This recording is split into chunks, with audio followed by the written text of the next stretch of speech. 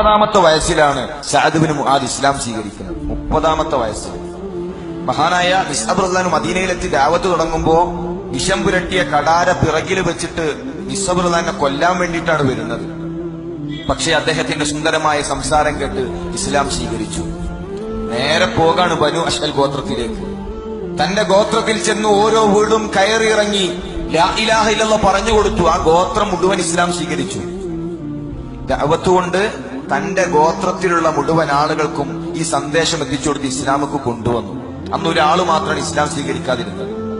ആ മനുഷ്യൻ പിന്നെ ഇസ്ലാം സ്വീകരിക്കുന്നുണ്ട്. ഉഹുദ് യുദ്ധം നടക്കുമ്പോ ഒരു ഉടുമുണ്ട് മാത്രം എടുത്ത് റസൂലിന്റെ മുന്നിൽ വന്നിട്ട് പറയാണ് അഷ്ഹദു അല്ലാ ഇലാഹ ഇല്ലല്ലാഹ്.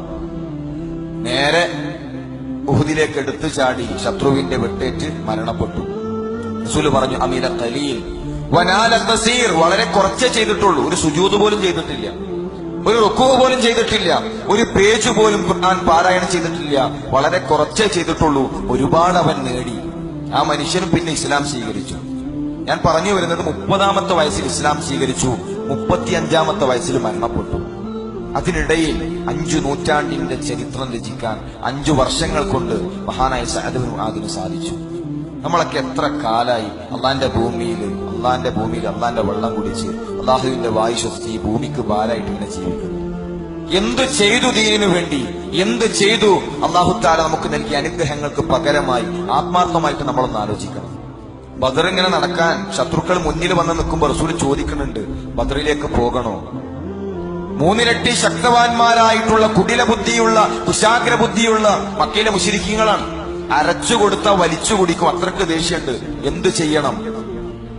മഹാനായ സഅദ് ഇബ്നു മുആദ് എഴുന്നേറ്റിട്ട് പറയുന്നൊരു വാക്കുണ്ട് ചരിത്രത്തിൽ, റസൂലേ അങ്ങൊരു സമുദ്രത്തിലേക്ക് ഊളിയിട്ടാൽ ഞങ്ങളും അങ്ങയുടെ പിറകെ ഊളിയിടും.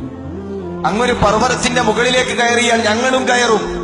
മൂസ നീയും നിന്റെ പടച്ചോനും പോയി യുദ്ധം ചെയ്തു എന്ന് പറഞ്ഞ പോലെ ആ നന്ദികേടിന്റെ വാക്ക് ഞങ്ങളുടെ നാവിലൂടെ വരൂല റസൂലേ. അങ്ങ് യുദ്ധത്തിന് വരേണ്ടതില്ല, അങ്ങ് ഈ ടെന്റിലിരിക്കണം. ഞങ്ങളുടെ കഴുത്തിലൂടെ അമ്പ് തുളച്ച് കയറിയതിനു ശേഷമല്ലാതെ അങ്ങയുടെ ശരീരത്തിൽ ഒരു പോറൽ വീഴ്ത്താൻ ഇല്ല റസൂലെ, ഞങ്ങൾ അനുവദിക്കൂല. മുഴുവൻ അൻസാറുകളും ബദറിന്റെ മണ്ണിൽ ഷഹീദായി ബദർ കളർച്ചായം പുരണ്ടാൽ അങ്ങ് തിരിച്ച് മദീനയിലേക്ക് പോകണം. അവിടെ അങ്ങയെ കാത്ത് ജീവന തുല്യം സ്നേഹിക്കുന്ന സ്വഹാബാക്കളുണ്ട്. റസൂലിന് എപ്പോഴൊക്കെ പ്രയാസം വന്നിട്ടുണ്ടോ അപ്പോഴെല്ലാം കൺകുളിർമയേകുന്ന വർത്തമാനം പറഞ്ഞ മഹാനായ സ്വഹാബി. ഒരിക്കല് മറ്റു രാജ്യത്തിലെ ഭരണാധികാരികളുടെ വസ്ത്രം കണ്ട്, പട്ടുവസ്ത്രം കണ്ടിട്ട് സ്വഹാബാക്കൾ ഇങ്ങനെ അത്ഭുതപ്പെട്ട് നിൽക്കാൻ. അവരിങ്ങനെ വലിയ വിലപിടിപ്പുള്ള വസ്ത്രവും അതേ രൂപത്തിൽ അങ്ങനെയുള്ള വസ്തുക്കളൊന്നും കണ്ടിട്ടില്ല. അത് കണ്ടിങ്ങനെ അത്ഭുതത്തോടുകൂടി നോക്കി നിൽക്കുമ്പോ റസൂൽ പറയാണ് സഅദ് ഇബ്നു മുആദിന് നാളെ അള്ളാന്റെ സ്വർഗത്തിൽ കിട്ടുന്ന മിന്തിയിൽ കർച്ചീഫ് ഇതിനേക്കാൾ എത്രയോ ഉന്നതമാണ്. ഖന്തഖ് യുദ്ധത്തിൽ ഇബ്നു അറഖ എന്നു പേരുള്ള ഒരു മനുഷ്യൻ അമ്പെയ്തു. അത് മഹാനായ സ്വഹാബിയുടെ തുടയിൽ തറച്ച് അദ്ദേഹത്തെ മദീന പള്ളിയോട് ചേർത്ത് കിടത്തി. റസൂൽ സല്ലല്ലാഹു അലൈഹി വസല്ലം തങ്ങൾ സുബഹിക്ക് പള്ളിയിലെത്തിയപ്പോ പള്ളിയിൽ രക്തപ്പാട് കാണാൻ. റസൂൽ ചോദിച്ചു എന്താണ് ഈ രക്തപ്പാട്? മഹാനായ സഅദ് ഇബ്നു മുആദ് അദ്ദേഹത്തിന്റെ ശരീരത്തിൽ നിന്ന് ഒലിച്ചിറങ്ങിയ രക്തമാണെന്ന് കേട്ടപ്പോ റസൂൽ സല്ലല്ലാഹു അലൈഹി വസല്ലം തങ്ങളുടെ കണ്ണുകൾ നനഞ്ഞു. ഞാൻ സൂചിപ്പിച്ചു വരുന്നത് വളരെ കുറച്ചു കാലം, 5 വർഷം അത്രേ കിട്ടിയിട്ടുള്ളൂ. നമ്മളൊക്കെ എത്ര കാലായി ഖുർആൻ ക്ലാസ് കേട്ട് അതേ രൂപത്തിൽ മലയാള ഖുത്ബ കേട്ടിട്ട് ഈ ഭൂമിയിലുണ്ട്. എന്ത് ചെയ്തു ദീനിനു വേണ്ടി? എത്ര നമ്മൾ ചെയ്തു?